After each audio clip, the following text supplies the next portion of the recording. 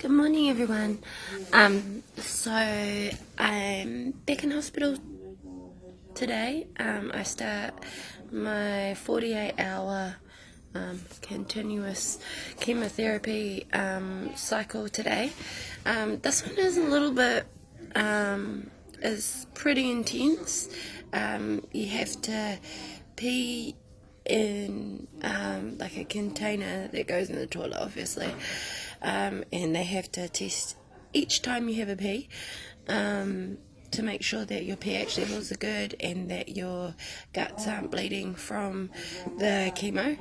And you also have to lug around like that tool stand that I showed in the Q&A section for Chemo 101. So you have to lug that around for 48 hours, and you have to drink heaps of water, and yeah. So this one is I have 3 different types of chemo that go into my body over the 48 hours, and yeah, can feel the effects that it has on it by the time I finish the 48 hours. But to be honest, I've been feeling so good the last few days. Like, I feel like I did before I got unwell. So yeah, I would have to attribute that to the changes that have been made. With the keto, it's been a little bit tricky, I guess, or challenging, trying to get it right, but I'm not aiming to be perfect at the beginning. I'm aiming to make the changes that I need to, and just get better and better and better. So yeah. Now, one thing I wanted to talk about was about medications. So I'm really good at taking the medications that the doctors ask me to take. I make sure I know what I'm taking, what it's for. And one thing that I've found is that there is one particular medication that I have had which has a steroid in it. It's called dexamethasone, and that particular one helps with nausea, and and it also has a steroid which can make you like quite heightened mentally.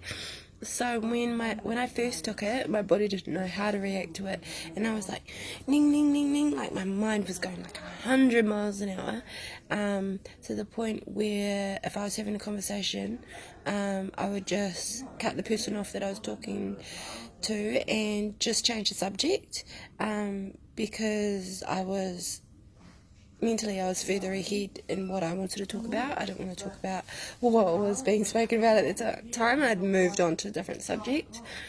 I was like planning things in my head about like different things in my family, my household, different ministries that I'm involved in. I wanted to do lots of planning about what needed to be done, and all this kind of stuff.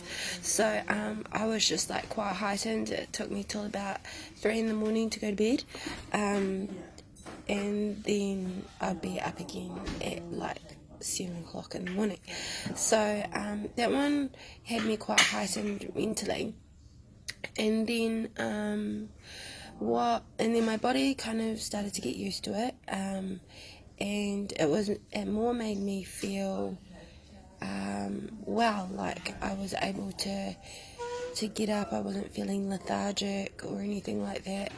But what I did notice, when I do the chemo for 5 days, they give it to you every day, and then you can also take it for 3 days when you're at home. And what I did find that with prolonged use of it, as you may know, medications can affect your emotions as well. So I found that at the end of the 5 days that I was feeling anxiety, and I've never felt anxiety. I've never really been an anxious person. I've been quite laid back and go with the flow and roll with it kind of person.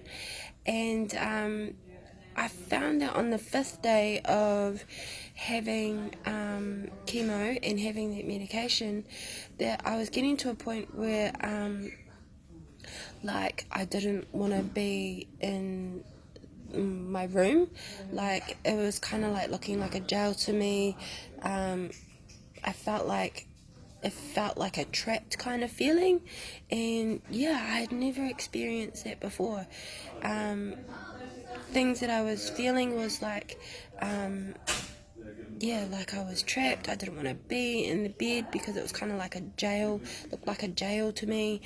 I was starting to get feelings that I don't want to do chemo anymore. I don't want to come back here.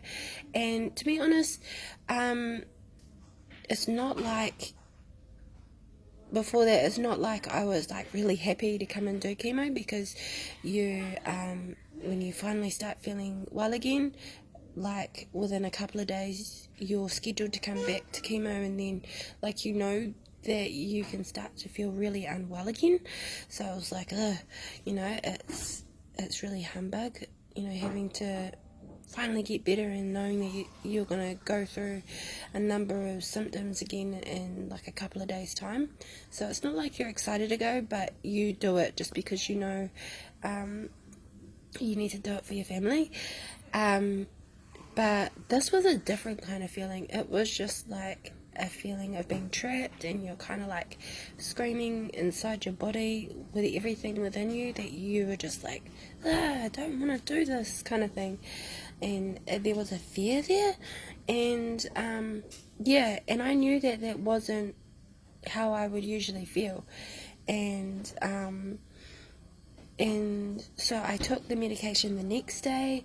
When I got home, I was thinking maybe when I get home things will settle down, but it wasn't settling down, and I was like, nah, there is something wrong.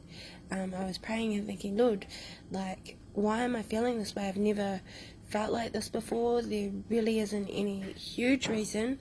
Like, I know that I need to do this, so why would I feel like at this level of, why would I feel anxiety like this? And then I realised that the medication that I was on was a bit of a stimulant, and so I stopped it because it was used for anti-nausea, and I wasn't feeling nauseous, so I was just like, nah, okay, I'm going to stop it. The next day I started feeling way better. It really resided, and I was starting to feel a lot better. So this isn't in any way a message to say, stop your medications, doctors don't know what they're doing and stuff like that. Not in any way. It's just more about being aware of the effects that medication can have on you mentally, and also on your emotions as well.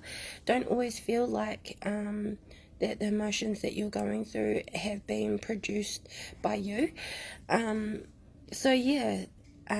had a talk to the head oncologist and said to her, hey, is this normal for anxiety to be a side effect? I wasn't taking any other medications afterwards. Once I stopped taking that particular medication, it went away, and so she took that on board and said, we'll look at doing half doses from this point onwards while I'm in hospital, especially over the 5-day ones, to kind of stop that build-up of anxiety that seems to come with that medication. So for anyone out there following, and if you've been experiencing that same thing, kind of have a bit of a talk to the doctor and see if you can kind of narrow down what it is. Otherwise, if it is true anxiety, then you've got to kind of get down to the root of things and see if the fear where that fear comes from, and openly talk to your support team about that. Your support team is in your whānau, somebody that you trust, and somebody that's able to be clear-minded about about some advice that they will give you. Alright, thanks for listening.